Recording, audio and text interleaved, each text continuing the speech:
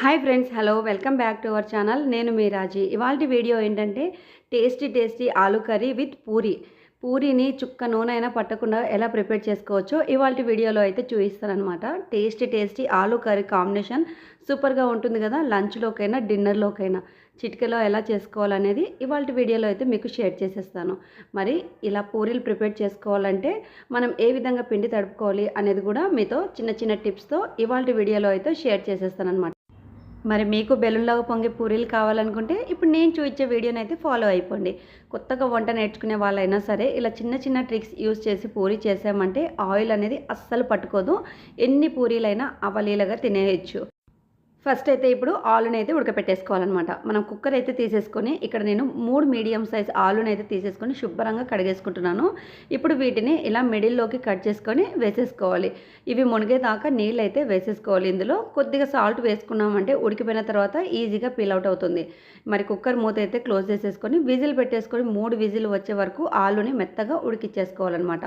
ఇప్పుడు వీటిని స్టవ్ మీద అయితే పెట్టేసుకోవాలి. ఆలు ఉడికేలోపు పిండిని అయితే తడిపేసుకోవాలి. ఒక బౌల్ అయితే తీసేసుకోవాలి. ఇక్కడ నేను 1.5 కప్పు గోధుమ పిండిని అయితే తీసేసుకుంటున్నాను. మీరు మైదాతోనైనా పూరీ చేసుకోవచ్చు. 3 టేబుల్ స్పూన్ల బాంబే రవ్వ కూడా తీసుకున్నాను. చిటికెడు ఉప్పు, 1 టేబుల్ స్పూన్ చక్కెర పొడి వేసుకున్నాను. 1 టేబుల్ స్పూన్ నూనెను కూడా వేసేసుకొని ఇలా చేత్తోనే పిండిని బాగా కలిపేసుకోవాలి. పిండిని ఇలా చేతో రుద్దుకుంటూ కలపడం వల్ల పిండికి ఆయిల్ అనేది బాగా పట్టేస్తుంది. తీసుకున్న ఇంగ్రీడియంట్స్ అన్నీ కూడా పిండిలో బాగా కలిసిపోతాయి అన్నమాట. ఇలా బాగా కలుపుకున్న తర్వాత కొద్దిగా నీటిని వేసుకుంటూ చపాతీ పిండిలాగా కలిపేసుకోవాలి. వాటర్ని ఒకటేసారి వేసేయకోకుండా కొద్దిగా వేసుకుంటూ ఇలా పిసకడం వల్ల పిండి బాగా సాఫ్ట్గా తయారవుతుంది. చపాతీ పిండి అంత మెత్తగా కాకపోయినా కాస్త గట్టిగా ప్రిపేర్ చేసుకోవాలి.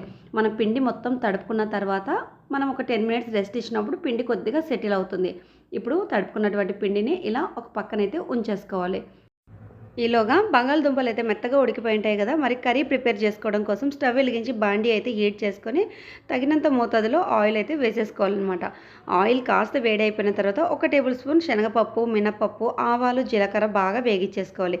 తరుక్కున్నటువంటి పచ్చిమిర్చిని కూడా ఇందులో వేసేసుకొని ఎర్రగడ్డను కూడా ఇలా నలుపుతూ వేసేసుకోవాలి.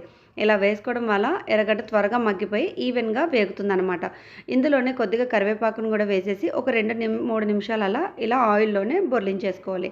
చిటికెడు ఉప్పు, కొద్దిగా పసుపును కూడా వేసి మరొక 5 నిమిషాలు మెత్తగా ఉడికిచ్చేసుకోవాలి. ఇప్పుడు ముందుగా ఉడకబెట్టుకున్నటువంటి ఆలుగడ్డల్ని మొత్తం పూర్తిగా చల్లారించుకోవాలి. చల్లారిపోయిన తర్వాత వీటిని పీల్ అవుట్ చేసేసుకొని కొద్దిగా స్మాష్ చేసేసుకోవాలి. చేతితో కానీ స్మాషర్తో కానీ ఇలా మెత్తగా అదిమేసుకున్నామంటే కూర టేస్ట్ అనేది చాలా బాగుంటుందన్నమాట. మరి మెత్తగా కాకపోయినా మీకు వీలైనంతగా అదిమేసుకోవాలి. మగ్గిపోయినటువంటి ఎర్రగడ్డలో ఈ ఆలు మిశ్రమాన్ని మొత్తం వేసేసి ఆయిల్లోనే మరొక 2 నిమిషాలు ఇలా సిమ్లో పెట్టేసుకొని మగ్గిచ్చేసుకోవాలి.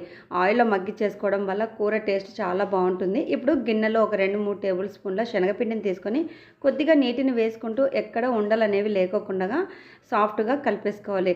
ఇలా శనగపిండిని లిక్విడ్ లాగా కలుపుకున్న తర్వాత ముందుగా మగ్గిపోయినటువంటి ఆలు మిశ్రమంలో ఈ లిక్విడ్ని వేసేసుకోవాలన్నమాట. దీన్ని కూడా ఒక 2 నిమిషాలు బాగా మగ్గిచ్చేసుకున్న తర్వాత కూరకి కావాల్సినంత వాటర్ని అయితే వేసేసుకొని నిదానంగా కలుపుకోవాలి.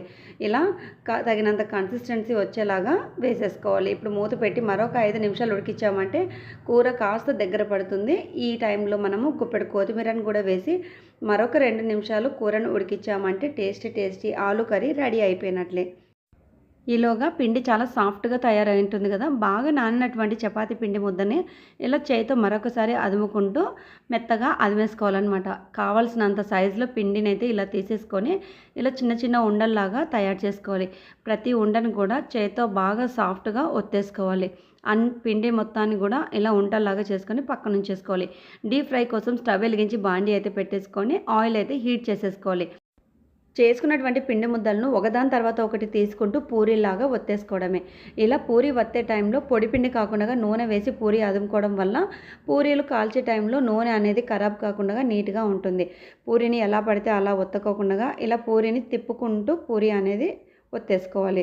మరి పల్చగా కాకుండా మరి మందంగా కాకుండా ఇక్కడ నేను చూపించిన విధంగా పూరీని అయితే ఒత్తేసుకోవాలన్నమాట. ఈ కన్సిస్టెన్సీ ఉందంటే కరెక్ట్గా ఉన్నట్లే. ఆయిల్ కాస్త బాగా వేడి అయిపోయిన తర్వాత మీడియం టు హై ఫ్లేమ్లో పెట్టేసుకొని పూరీలను వేగించేసుకోవాలి.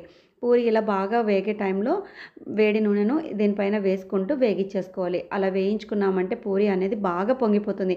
హై ఫ్లేమ్లో పెట్టి పూరి వేయించుకున్నామంటే నూనె అనేది అస్సలు పట్టదు, గుర్తుంచుకోండి. నూనె కాస్త చల్లారినా కూడా నూనె అనేది పట్టేస్తుంది. ఈ చిట్కా కూడా అసలు మిస్ అవ్వద్దు. మరి ఈ విధంగా పూరీలు చేసుకున్నారంటే టేస్టీ రెసిపీ అనేది రెడీ అయిపోయినట్లే. ఎంతో రుచికరమైన ఆలు కర్రీ ఇంకా పూరి ఇవాల్టి వీడియోలో అయితే మీకు షేర్ చేసేసాను కదా. మరి వీడియో నచ్చినట్లయితే లైక్, షేర్ అండ్ సబ్స్క్రైబ్.